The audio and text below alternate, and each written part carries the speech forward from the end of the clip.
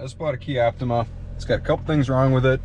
It's got a check engine light, low tire pressure, but it's got that clunk. What I'm finding, you need a new steering coupler bushing. Part number, Doorman. I'll put the details down below. But just for your reference,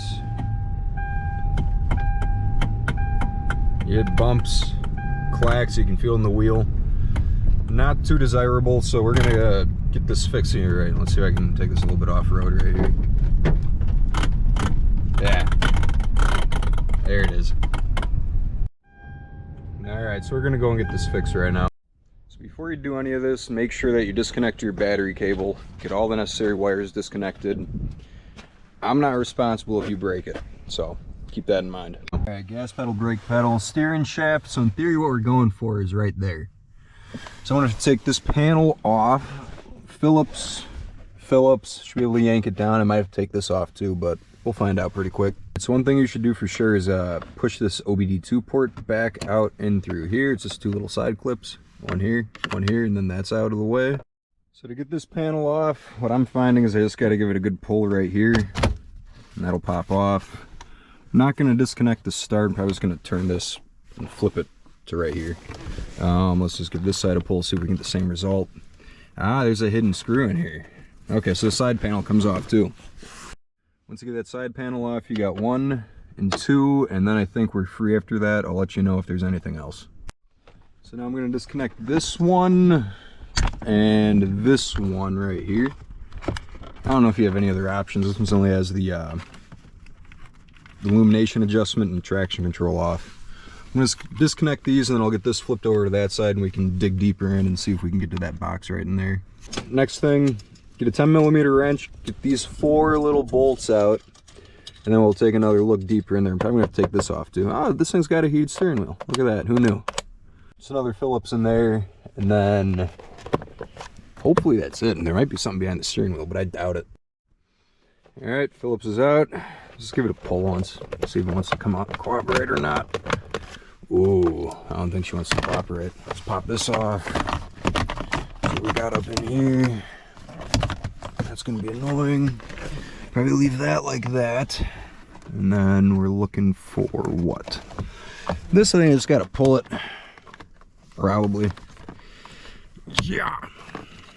You're a good yank. All right, there's one screw here. And then I'm pretty sure, yep, another screw there.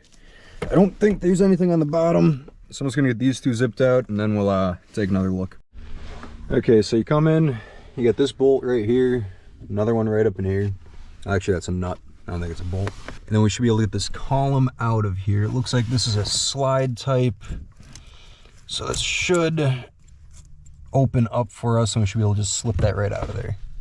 Okay, got the wiring disconnected. Those 2 are 12mm, that one and that one. These are 10s. And that crossbar back there for your tilt should be a 14. Just so all of you know, I do have the negative battery cable disconnected, so the airbag's not going to go off or anything. We should be good. It's all dead. It's safe, don't worry. So at this point, I got it all out. I got these. There are actually 4 bolts you got to take out. 2 bolts, 2 nuts. Bunch of screws, and then a few other little things. Make sure you disconnect your wiring harness from here, and then this point over here as well. Make sure you get that pin out of there, or else you're gonna have some troubles. But beyond that, these 4, 1, 2, 3, 4, that's all it holds this thing in, and then wires and paneling. So let's get this taken out, and then we'll take another look and see what's going on with that bushing in there.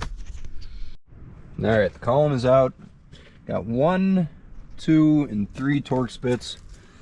See if I can get you the size on it. I'm pretty sure it's that guy right there though. Yeah, so we're just gonna pop this motor off, and then we're gonna swap that bushing out and get it all put back together.